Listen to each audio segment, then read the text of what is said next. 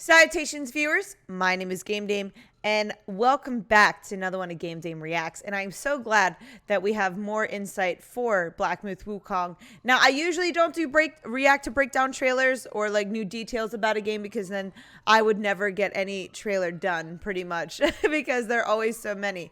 But this is a special case because this is a new game I am so hype about, and I cannot wait to find out more. So I feel like I need to know every single detail with this game. So without further ado, let's watch the 16 new details and trailer breakdown trailer for Black Myth Wukong. A year after the first 13-minute trailer of Black Myth Wukong was revealed, developer Game Science has dropped a second 12-minute trailer, and with it comes a chunk of new info. Here's all the new stuff we learned about the 16th century Chinese action RPG. I'm pretty sure it was written in the 16th century and this was based off the 7th century, but that's just to the brand new Unreal Engine 5. I might have to verify that from information. Epic Games. This is the first time we have seen a gameplay trailer built on UE5 and running at 4K 60 FPS. Black Myth Wukong also supports Nvidia's ray tracing and DLSS as well as Dolby Atmos. This second trailer smashes our early assumptions that Black Myth Wukong's monkey protagonist was Sun Wukong, one of the main characters of the classic Chinese tale Journey to the West. Through the opening prologue, it becomes clear that its story is not simply a straight recreation of the novel. Obviously. We are currently guessing that the main character is a monkey who wants to follow Wukong's footsteps to the west to hone his skills or finish what Wukong didn't. The beginning of the trailer showed the protagonist attacking an enemy from behind, pushing him off a cliff. It seems like you can take the stealthy route in Black Myth Wukong. The trailer kicks off with a snow-covered scene, and it seems the snow in Black Myth Wukong subtly changes according to your movements. When the first enemy starts waving his mace, we can see the snow under his feet parting with his footsteps. When the monkey is walking, you can see the footprints in the snow. When he starts running, he leaves a trail in the snow. When the protagonist is fighting with Katana Monkey in the trailer, we are shown a new ability. After he gets hit by the enemy, he can leave a split shadow in place so he can escape the attack without any harm. Executing this skill, which appears to require precise timing, builds up points in your special moves meter.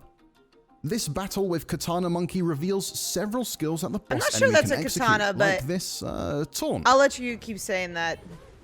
With this taunt, if you injure him a certain amount, he will kneel down and pretend to beg for forgiveness. But if you let your guard down, he'll get up and attack you with his katana. His most impressive move is this 3-strike combo ending with a crescent gleam. This 3-strike combo even has a variation where he uses his feet to hold the knife. Another new skill, Black Myth Wukong's protagonist can draw a fire ring on the ground, which seems to be able to fend off all attacks from the enemy and let the player become invincible temporarily. This skill is drawn directly from Journey to the West. In the novel, when Sun Wukong needs to leave the monk Tang Sang Zang to get food, he'll use his magical staff, Ryu Jingu Bang, to draw a ring around Tang Sang Zang in order to protect him from other monsters.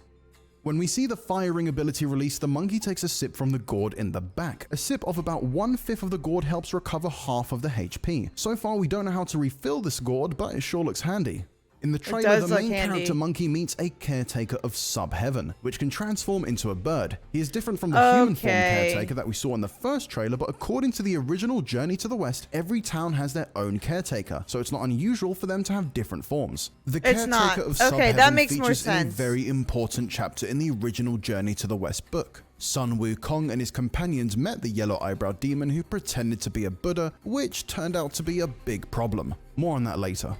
The second battle in the game is with a breathtaking white dragon. Here we see the monkey using two different kinds of super skills. The super skill icon is located in the lower right corner of the screen. The first super skill we see here was also shown in the first trailer. Yep, Monkey I remember that one. twirls his Ryu Jingu Bang like a propeller. In the first trailer, this super skill is used for deflecting arrows, and this time is used to attack the lay-in white dragon. His second super skill is to extend the Ryu Jingu Bang to attack and cause the enemy critical harm. This move is very powerful, but it seems to need a little more time to get ready, so you need to time it right. If not, you might miss the target. We saw this move a couple of times in the fight with the Katana Monkey and the white dragon. You need super skill points, up to 3, to release them, and they will cause different levels of damage depending on how many points you've accumulated. Even without points, you can still use super skills, but they will be much less powerful. I like how that in the fight with the white dragon, that's when it how you releases can its determine thunder when and you can do strikes it. the player monkey, it shows the lightning effects wrapping around the health bar. At this point, we can't tell if this will negatively impact him beyond zapping him for a few seconds, but still, you better watch out. I wonder if On it's the like a lower left multiple corner of zap. the If you UI, get we can zapped see once a and then blue zapped skill twice, it point does a meter lot and of yellow damage. strength point meter. When you use split shadow or firing, you'll consume the skill points. Fighting, dodging, and using special moves will consume strength points. So far, we don't see how to recover skill points from this trailer, but strength points automatically refill after each use. During the fight with the white dragon, it releases a thunder attack that covers a lot of ground. Instead of dodging each spark, the monkey uses the monkey climbing a tree skill set, which sees him climbing his Ryujingu bang to avoid the attack. The last half of the trailer showed off a dozen different bosses and enemies. We saw some of them last when we interviewed Game Science and tried the demo last year, but most of the enemies here are brand new. A lot of these enemies have been heavily inspired by Journey to the West. For example, the black bear monster is the big boss in the Black Wind Mountain chapter of the novel. That's why I got hyped. That's why I got hyped. Who might be the green hair lion demon that Manjushris ride in the novel. The original novel, Journey to the West, is a fantasy that touches on both Taoism and Buddhism. In Black Myth Wukong, the voiceover in the last part of the trailer comes from the 8 precepts of Buddhism. In the very beginning of the trailer, the statue that the monkey bursts out of is Kangjing Long, from 28 Mansions of Taoism.